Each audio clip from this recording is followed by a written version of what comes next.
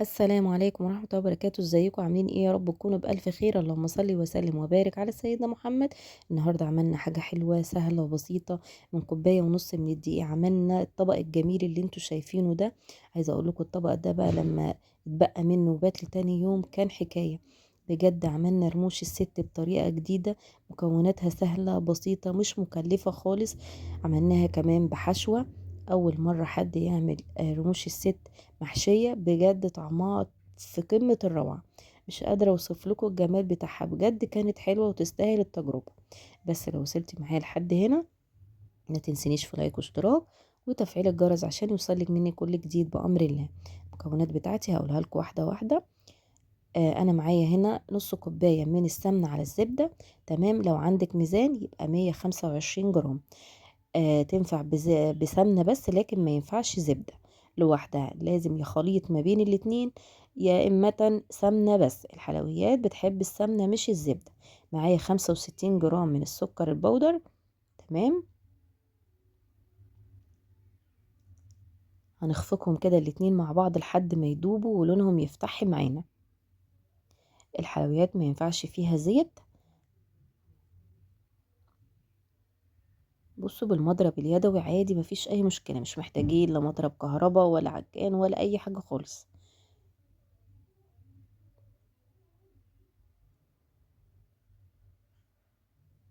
تمام، معايا هنا حبة بيض كاملة ومعايا بياض بيضة، لان احنا خدنا الصفار عشان هنستخدمه في الوصفة، بس مش دلوقتي. وكمان انا حاطة فانيليا على البيض عشان خاطر في فيديوهاتي بقول لكم انا بنسى الفانيليا وبنسى رشة الملح، فانا بظبط الدنيا وبحطها على البيض على طول. بصوا قوام عامل ازاي، بقى ناعم كريمي. كل حاجة دايبة، مفيش تكتلات ولا اي حاجة. خلاص كده هستخدم المعلقة. معايا 35 جرام من دقيق السميد، ومعايا برضو 20 جرام من جوز الهند، ومعايا نص معلقة صغيرة جدا من البيكنج باودر، ومعايا دول كوبايتين من الدقيق وعليهم رشة ملح. انا هستخدم الدقيق واحدة واحدة. تمام، لان كل نوع من الدقيق بيفرق عن التاني. في دقيق بيشرب السوائل اللي موجودة، وفي دقيق لا، وفي بضاية بتكون كبيرة وفي بضاية لا. تمام، فالدقيق دوت واحدة واحدة. انا تقريبا استخدمت كوباية ونص من الدقيق، حتى هوريكم في الاخر الدقيق اللي اتبقى معايا. انا كنت عاملة بالميزان 300 جرام من الدقيق. بصوا اتبقى معايا نص كوباية من الدقيق، يبقى انا استخدمت كوباية ونص بس من الدقيق.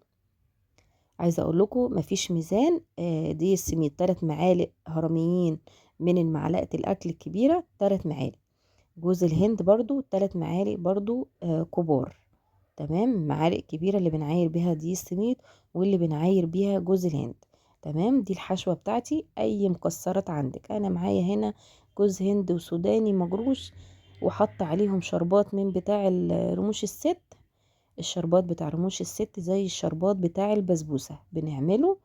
تمام، الأول قبل ما نبتدي في رموش الست نعجنها. تمام، عشان خاطر احنا عايزينه دافي، مش بارد قوي ومش سخن، عايزينه دافي. تمام، ببتدي اخد كورة زي ما انتم شايفين، وبكورها واعمل عش كده من جوه عشان خاطر احط الحشوة بتاعتنا.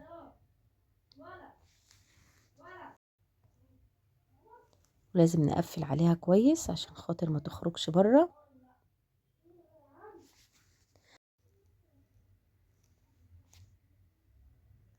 حابة تشكليها زي ما انا بشكلها دلوقتي، او حابة ان انت تعمليها كورة عادية خالص، مفيش اي مشكلة. التشكيل ده يرجع لك انت. تمام، حسب ما بتحبي تاكلي الشكل رموش الست ازاي. انا عملت شوية مدور وعملت الشكل اللي هو البيضاوي دوت. تمام، زي ما انتم شايفين هي دي الكمية بتاعتي. الصينية دي والصينية التانية شوية، عملت جزء مدور وجزء اللي هو البيضاوي شوية.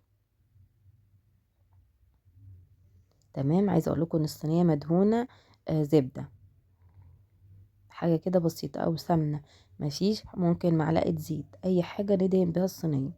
تمام. معايا هنا صفار البيضة اللي انا قلت لكم ان انا هستخدمه. تمام. وحاطه عليه كيس من الفانيليا. عندك شوية لبن صغننين حطي عليهم لبن، مفيش خلاص مفيش اي مشكلة. حطي بس تدوبي بس البيضة عشان تدوب بسرعة معاكي. حطي نقطتين من المية. تمام. عشان تقدري تتحكمي فيها ما تبقاش متكتلة معاكي. هنا انا بشكل بالشوكة، يعني بعد ما بعمل البيض، دهنة البيض حابة تعمليها قبلها مفيش اي مشكلة. تروحي مبصمة كده بالشوكة على رموش الست كده، زي ما انتوا شايفين اهي. انا دخلتها الفرن. بتشغلي الفرن من تحت الاول، وبعد كده بتشغلي الشواية تاخد لون على نار متوسطة. اول ما بتخرج بنسقيها بالشربات زي ما انتوا شايفين. الشربات دافي معايا، ولازم نسيبها وقت كافي في الشربات، ما ينفعش نخرجها بسرعة. تمام. رموش الست لازم تقعد في الشربات مدة مش اقل من نص ساعة.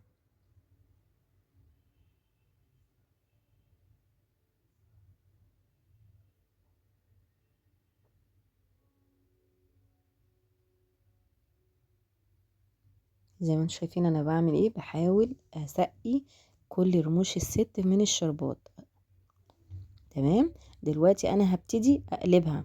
لازم الخطوة دي لازم تقلبوها على وشها عشان خاطر الوش كمان يتشرب من الشربات بتاعنا.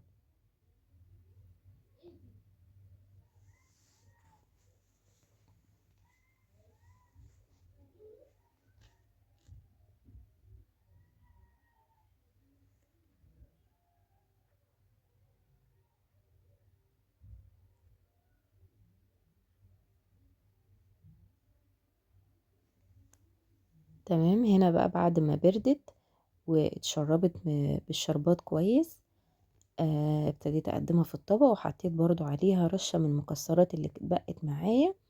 عايزة اقول لكم كانت طعمها حلو جدا جدا جدا.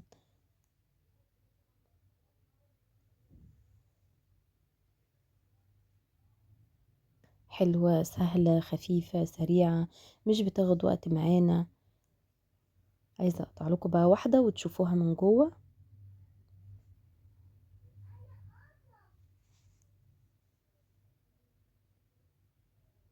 بصوا، بصوا التسوية بتاعتها المظبوطة. بصوا لونها من جوه ذهبي، مستوية كويس، مفرغة. بصوا الحشوة من جوه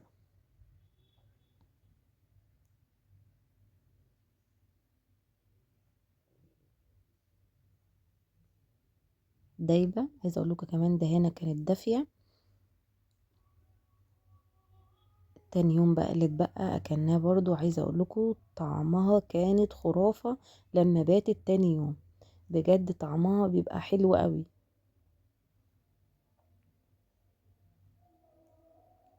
اتمنى تجربوها. ما تنسونيش في لايك واشتراك وتفعيل الجرس عشان يوصلكم مني كل جديد.